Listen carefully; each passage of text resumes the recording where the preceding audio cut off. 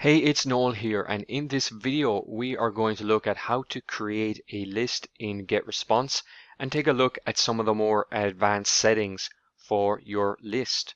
So in order to do this, we are going to start off here from our GetResponse dashboard area and come along up here to where it says lists. Okay, so it's right here on the top menu.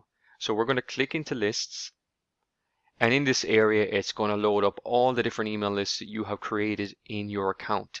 But the area that we are interested in is all the way over here where you see the blue button and it says create list. So we're going to click on this, okay?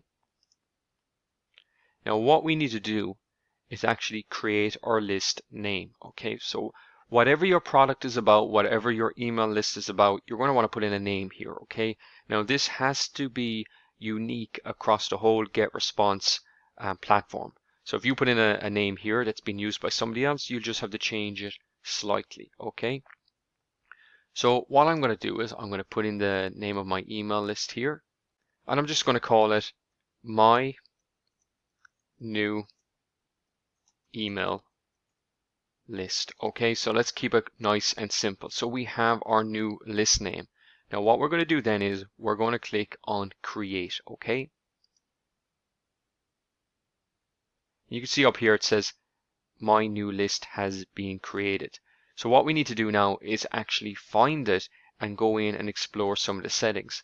Now, if you have a lot of email lists already on your GetResponse account, it's going to take a little bit of time to actually find it because it's going to be buried right at the very back of them. But if you have a new account, it will appear right here in one of the top sections.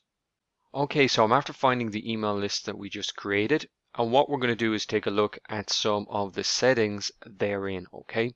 So what we're going to do is scroll over here to the right hand side, and you see these three dots, okay? You see the three dots there? You see how we're given like a kind of a drop down menu here. You can add contacts, you can make this the default list on your whole GetResponse account. The list settings, we'll take a look at these at in a moment. If you have contacts in the list, they'll be shown up here. When you click in, you can view them all. You can view the contacts interactions with your emails. Have they been opening them? Have they been clicking links? And you can view the newsletters you've sent to this list, the autoresponders linked to the list, and you can delete the list. Now what we want to look at here, guys, is the list settings. So we click on this, and it brings up the list settings for our new email list. Now, I guess the very first thing you're going to want to do here is fill out this area here, list title and list description. This is what people see if they actually go to unsubscribe from your email list. So it's always good to give your subscribers an idea of what the list is all about. So I'm going to just write in here again, my new email list. Okay, and the list description here is subscribers of my new email list. Okay, so you could put in here buyers of my product name or whatever, you know, just give them a description so that when they click to unsubscribe, they'll actually know what they're unsubscribing from. Now if you want down here, you can click on category. Okay, so you can choose a different category of whatever industry you are in. Okay, you can choose your language, you can choose to show your postal address in the footer, you can put in a logo, so on and so forth. Okay, now what you'll always need to do is actually click on save general settings and then come on into the next tab. Okay, now the next tab is where you are going to decide whether you want single opt-in onto your list or whether you want what's called double opt-in.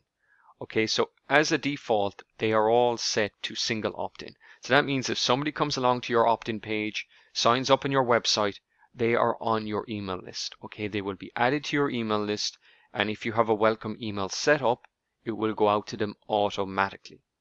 Now, sometimes you may want to have double opt-in. You could see it here, require additional confirmation, double opt-in. So that's basically if somebody signs up to your email list, do you want GetResponse to first send them a confirmation email that they'll need to open and click a link to confirm that they want to join your list? Now, I use both. It really depends, and it depends on the kind of email marketing funnel you are building and It really does depend on your own viewpoints. But for this video, what we're going to do is we are going to turn this on. So we will turn on double opt-in. If you want to turn off double opt-in, you just click like this and it's gone. Okay, so we're going to turn it on, and we'll come down here. You can actually set up a custom confirmation page. So when somebody clicks your confirmation link, you can take them wherever you want. So say, for example, at default, it's on the get response page. They're just brought to a simple little page that says thanks for subscribing. Now, if you wanted to bring them to a custom page, it would be in here, okay? And you would put in the URL of the link. Now, I'm going to show you an example of this, of what like a kind of a pretty good success page would look like. Okay guys, so I'm over here now on the URL of a page that could be used as an example for a confirmation page, a success page. So this is the page people see after they click the confirmation link in your email. So it would have a message on it, something like, thank you for confirming. Your free gift name is on the way to your email inbox right now.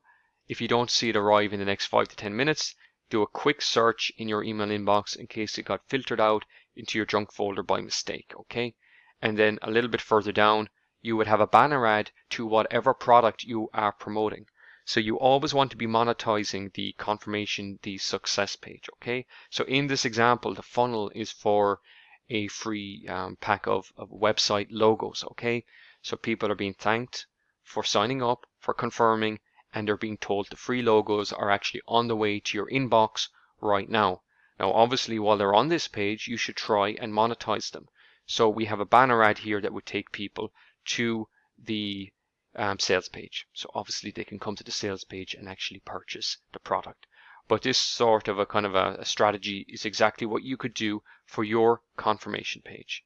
You would put in the URL here or whatever success page it is, and then come down here and click Save Subscription Settings. Okay. So I just put it back on Get Response for a moment, and we click Save Subscription Settings. Now, if you were going to set up your confirmation email, that will be done in here, but we'll take a look at that a little bit later on in another video. But that's pretty much everything I wanted to show you in the list settings section. Now, there's one more thing I've just noticed that I never showed you, and it's this. You see here it says list token, and then it says this. When you are creating opt-in forms and you're linking up to your websites, a lot of integrations will look for your list token. So if you are ever asked by a page builder, what's your get response list token? It's in here. It's in settings, it's in general, and it's this. It's only a few characters long, and that's basically the ID to bring people onto your list, okay? Now what we'll do, guys, is we'll actually stop this email here and we'll continue on with the training videos in the next video. So thanks for watching. Hope you're enjoying it so far, and we'll continue on in the next video.